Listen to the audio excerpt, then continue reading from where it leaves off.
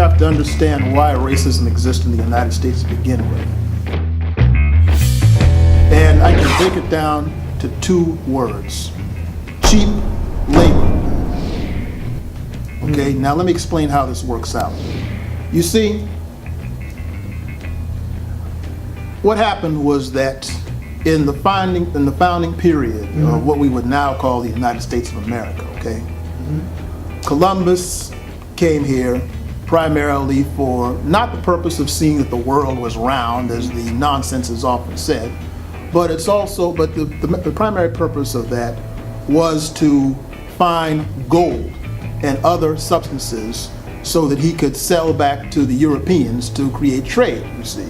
He never landed in the mainland of the United States of America. He was primarily in Puerto Rico, Santo Domingo, which we now know as the Dominican Republic, and the modern day Caribbean, which was not yet settled by black people. They were settled primarily by what we would now call the American Indians. And in fact, the reason they got the name Indian in the first place was because he mistook those straight-haired, dark-skinned people that he saw in the Caribbean for the ones over in the bottom part of Asia, India. So he was enslaving the American Indian, going so far as to sell little girls as sex slaves, as well as chopping off their hands for not getting enough gold. So one of his men, Bartholomew La Casa, said it was a shame what they were doing to the Indian. So he came up with a solution. Instead of enslaving the American Indian, use the blacks from Africa. And that was Father Bartholomew La Casa, a Spanish priest. And before he died, he begged God's forgiveness for the evil that he introduced. That was the foundation of the transatlantic slave trade. Now, why did he prefer Africans over Indians again? He honestly believed in his heart that they would not have been treated as cruelly. Now, by that time, you had Anton Goncalves of Portugal importing blacks from the west coast of Africa to Portugal, but these people were primarily used as house servants. And you also had the Portuguese bringing enslaved labor to Brazil by this point too. But it was after Bartholomew La Casa that it came on a grand scale. In fact, David Walker in David Walker's Appeal referred to him as that wretch. Now, here's where the racism comes in. As Kwame Nkrumah, the founder of the modern nation of Ghana, has mentioned in his autobiography in 1957, racism did not cause slavery. Slavery caused racism because slavery existed throughout the world prior to this point.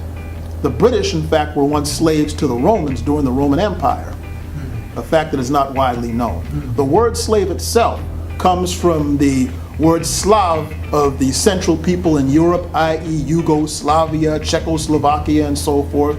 They were once referred to, that's where we got the word slaves from, is an anglicized version of that. And it existed all around the world. When you conquered a group of people, they were enslaved. That was the general pattern. So when people ask, well, how could the African chiefs sell each other as slaves? Simple. They did not see themselves as one people. Because you see, the world did not define itself up until 500 years ago by race. The Europeans dealt with each other. If you were in Europe, you didn't say, I am a European. It was, I'm a Frenchman, I'm an Irishman, I'm a German, and so forth. In Africa, you were a Watusi, you were a Zulu, you were a Mende, you were a Fulani, and so forth. And it went like that. How? Because you have to remember, prior to the transcontinental slave trade, most people never went 20 miles beyond their place of their birth to begin with. All right? So, what this is going on, as the Africans are brought over here, you also had the white indentured servants coming from Europe. They either committed crimes or owed debts in Europe.